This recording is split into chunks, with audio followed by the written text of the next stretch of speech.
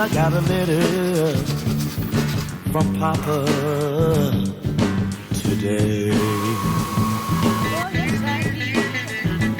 He wasn't no better, that was all his letter had to say. And my boss man refused to give me a raise in pay. Don't feel I'm gonna make it for the trouble coming my way. They decided at our civic meeting today that I should be the one to face that poor old soul. Let's see that they agreed all for the county to come and take her down away. Oh, yes, they did. Casey tonight, oh, remembering her face. Oh, But then no magic finger touched my hand, oh, yeah. and the world turned right side up again. And then I'll know I'll have the courage to make it through again. いただきます。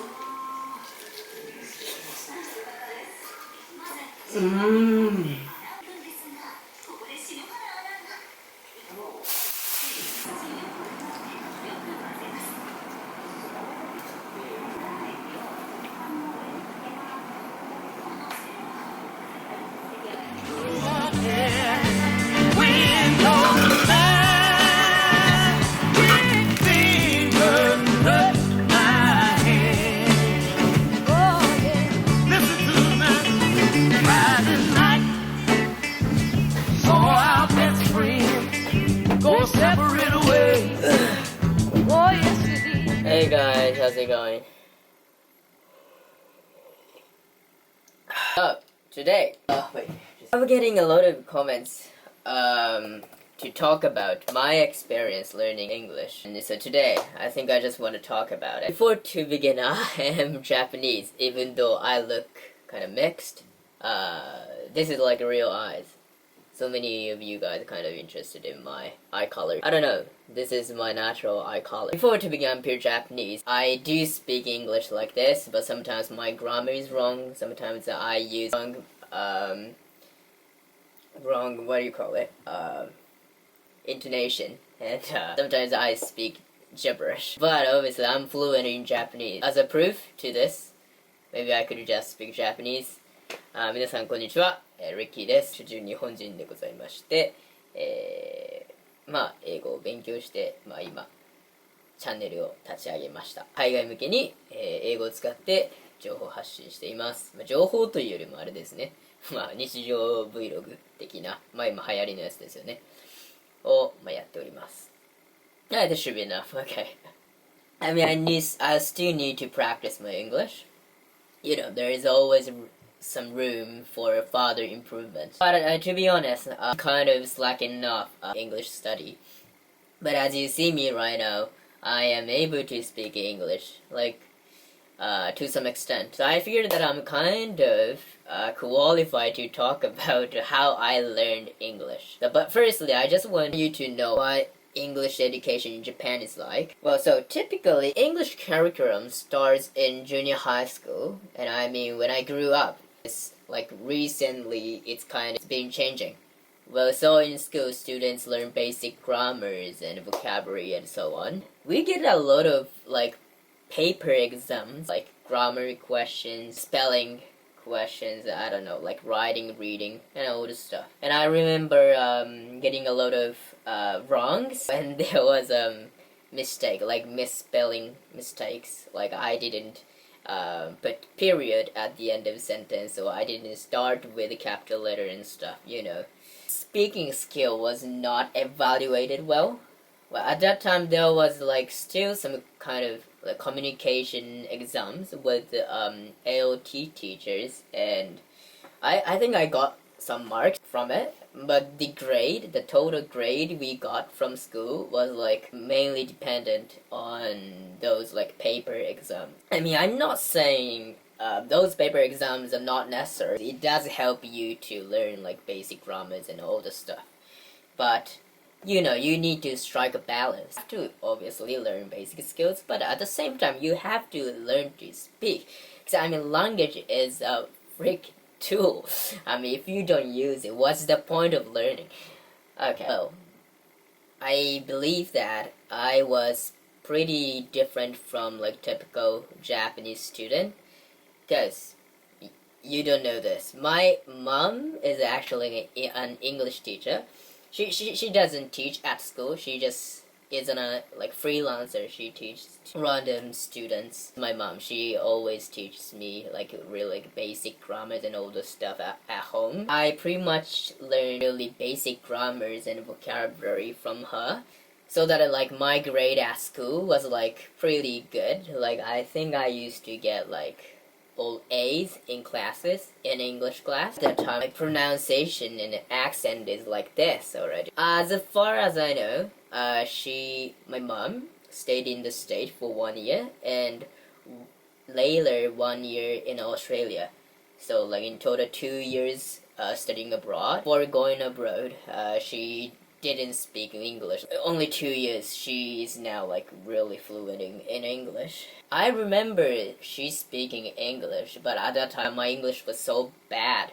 I didn't even know what she was saying. When you're a baby, like there is a process when you acquire language. You start to listen and speak and read and write. So I figured that I did have some kind of advantage compared to like typical Japanese students, because I did have like not native, you know, but like I had maybe better pronunciation. It was maybe easier to acquire like speaking and like writing, like all the stuff. If you have like kind of right pronunciation, it will give you a boost to learn overall like English. Maybe did a good job compared to like typical Japanese students in English class. That was like when I was in junior high school, and after graduating in junior high, I went to a high school which had the like English major. Class was like focused on like debate, presentation and all the stuff. Maybe like focused on like speaking, but it was not really enough. What I do was like just do some kind of research, make a script and memorize it and just say it. It's not like English was not like from my heart. Do you know what I mean? So yeah, basically I didn't know how to speak English. I was not able to speak like what I'm feeling or what I want to say. So yeah, that was my level of English when I was in high school. Thanks to my mom's support, I actually went to Canada to learn English. It was like just for 1 year. My mom's dream, or like how do you say it, like not conspiracy, like plan, was to let her son to go abroad to learn English and just speak like her, maybe or better than her. Yeah, so I did go to Canada. I was on Vancouver Island for 1 year. It's a like small island next to Vancouver, which is like big city in Canada, and I really liked living there. At that time, 16 years old, and that's the time I really started learning how to speak English, like really seriously, like really seriously. Maybe that was my like tipping point. I remember there were about 10 Japanese students, or maybe more. There were a lot of other high schools, and like each school did have a lot of Japanese students. So a lot of international students. A lot of Japanese too. So I was just one of them when I arrived in Canada. And maybe for the first month, I did speak Japanese a little bit, but just to talk with like other Japanese students. But I didn't want to. But like it's like kind of cultural thing. So it was like kind of modern. But my mindset was like just I want to learn how to speak. I just started to talk less and less and become isolated, really isolated, just like really hungry to just learn English. I mean, what's the point of speaking Japanese when you are in Canada? Like, what is the point?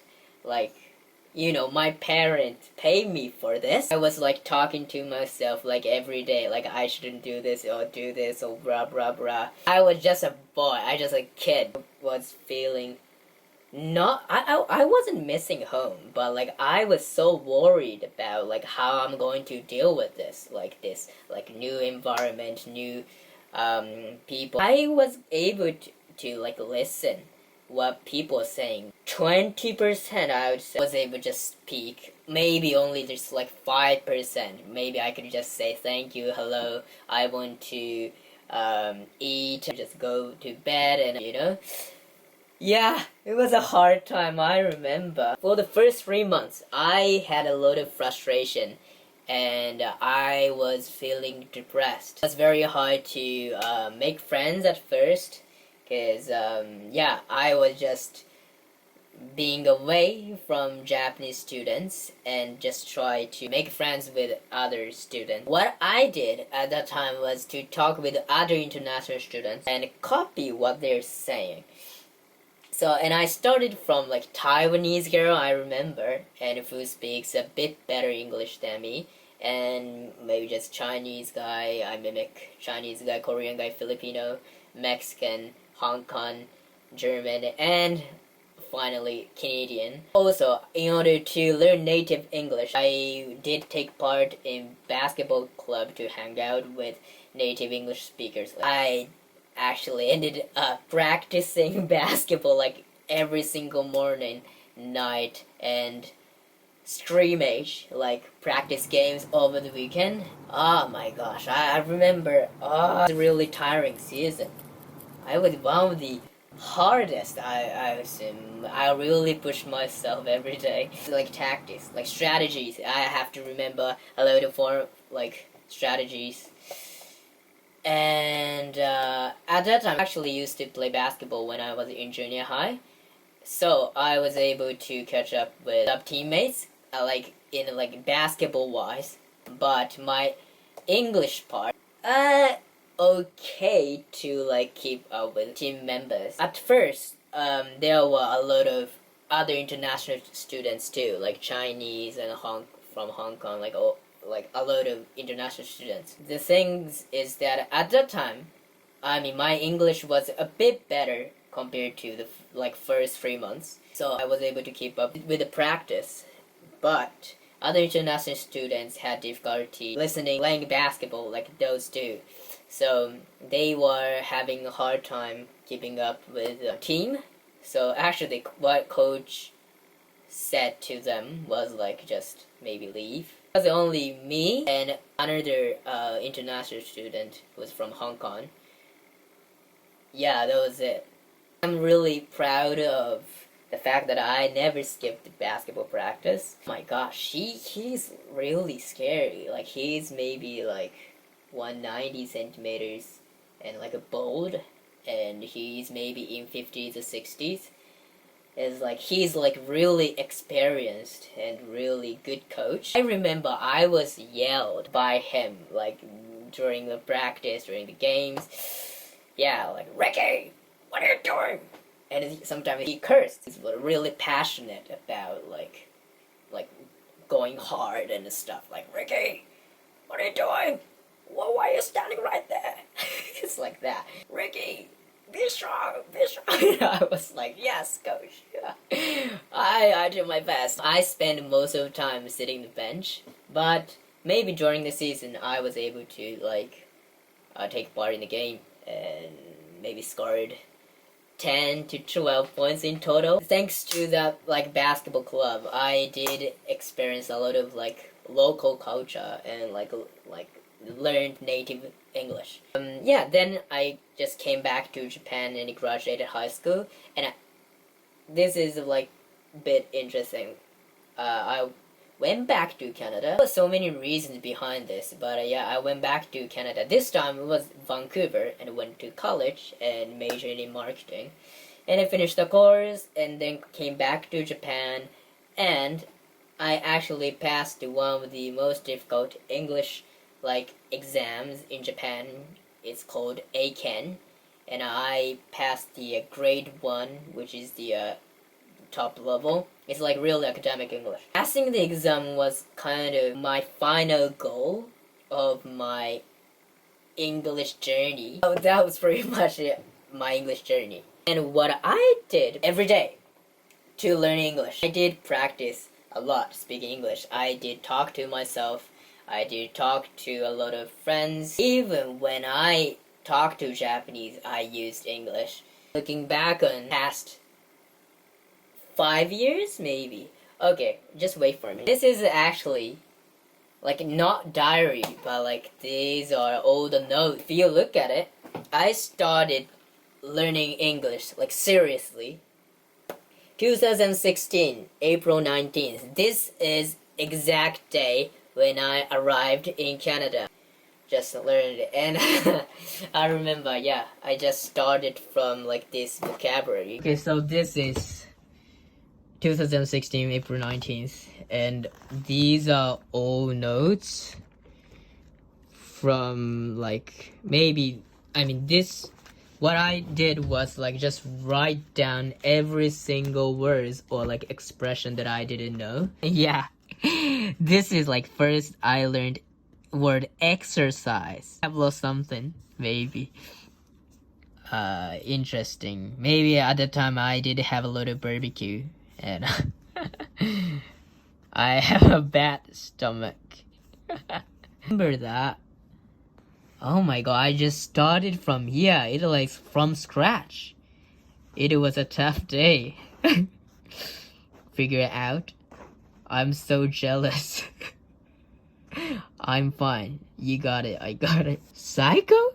This is, wow, Jesus. This is like first year of my English study. This is like second one. Third one just starts from 2018. Maybe this is like after coming back to Japan, I still kept learning, like doing like this, taking notes stuff. Yeah. And as you could tell, maybe my level of vocabulary is kind of like leveled up. Reckless. What is that? I don't even know like what this means. Like patricide? Oh, like, oh, father. Wow. Very jury. A stunned, dramatic, like pessimistic, optimist, I don't know. Pebble. Interesting. And yeah, those are the 2018. Here you go. And next 2018 still. Oh, maybe, oh, this is actually 2018 second time being in Canada. I guess I just still doing this thing. And number 5, 2018 August. 2019 April. 8 then. Oh, okay, 8. Here I come, like those. And just letting you know, like Aiken 1 is like this. So since I spent a lot of time on this, I stopped doing that. But I still have to do this. I mean, this, I still have to do this, but I kind of switched to like this. Yeah. For example, in a sentence, the lawyer threw doubt on the veracity of the witness account. It was hard to provide convincing verification of the theory. The certitude of his religious convictions never failed to astonish me. In grade 1. If you try to acquire language, it will take you a lot of time. You need to keep doing for a long time. If you come across something that you don't know, you have to keep taking notes. And go over and over again. I was 16 years old. Before going to bed, read everything come across in a day and just remember. Maybe next morning, I'll just reread it, test if I remember it or not, and then just try to use what I've learned. So, yeah, that's pretty much it. I don't know. Is this what you guys want me to talk about? I don't know. I'm not too sure, but yeah, that's pretty much it. But anyways, thank you for listening to me. That's pretty much for my today's vlog. Thank you.